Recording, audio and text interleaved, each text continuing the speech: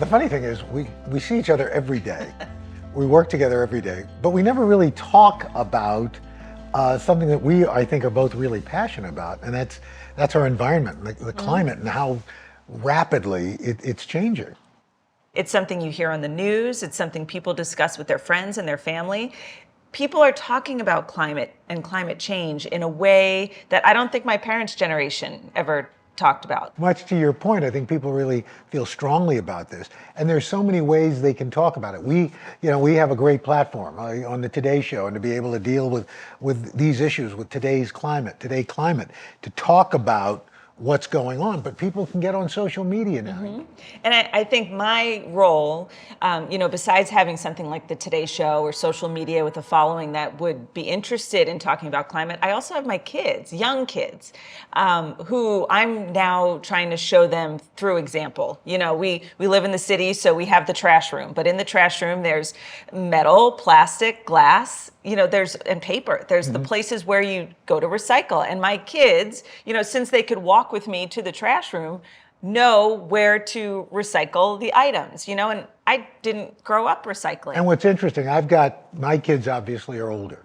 They're that generation that is now demanding that the people they buy things from, the people they work for, are committed to environmental justice. That's been the big sea change, is that there's this great activism among younger people now, and they are demanding that this older generation take some responsibility, because they're the ones that are going to have to clean it up. Mm-hmm. But if all of us can do just one little thing, it will add up. And I think it also compounds on itself, because you do one thing and, well, let me just do one more thing. And if we each just do one more thing, then it's double the amount of good things we're doing for the environment. And I think at the end of the day, I think everybody would be better off if they were more dad-like. Okay, for example, my dad could hear a thermostat being turned up from the basement. Somebody touching that thermostat? Who's on that thermostat?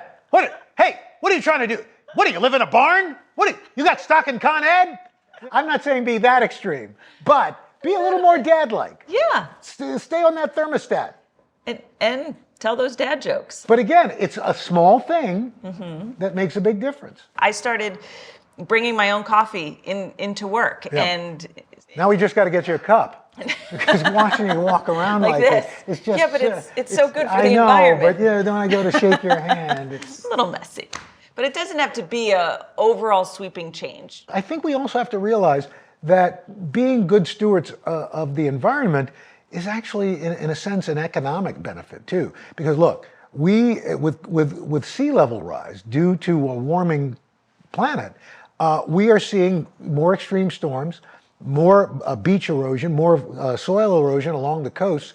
So, making sure that sea level rise is mitigated is to all of our benefits, because insurance rates go up, housing costs go up, all these things all due to climate change. Mm-hmm.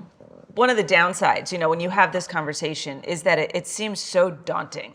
I mean, we see climate change. We see the wildfires and the strength of hurricanes and the flooding and the severity of storms.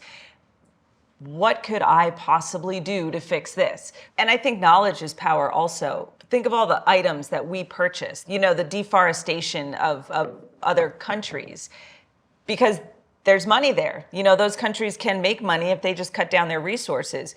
But if we know that those resources are coming from a place like that, if we're more knowledgeable of where all of our items are coming from, maybe we can also make small changes so that it doesn't happen that way. And also offer support to help these other countries, have more sustainable, renewable exports. Like one of the crazy things I've learned, cork trees. That you can harvest cork off of a cork tree, it grows back in 7 years, the bark.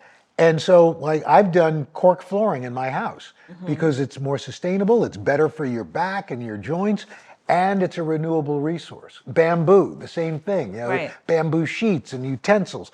The fact is, when we put our minds to it, we can make these changes. I'm old enough to remember when we were all concerned about the hole in the ozone layer. it was a big deal that this is it's causing, massive amounts of radiation. It's a big problem. And we globally addressed it. We changed the way we cool our cars, our homes. We made strides globally.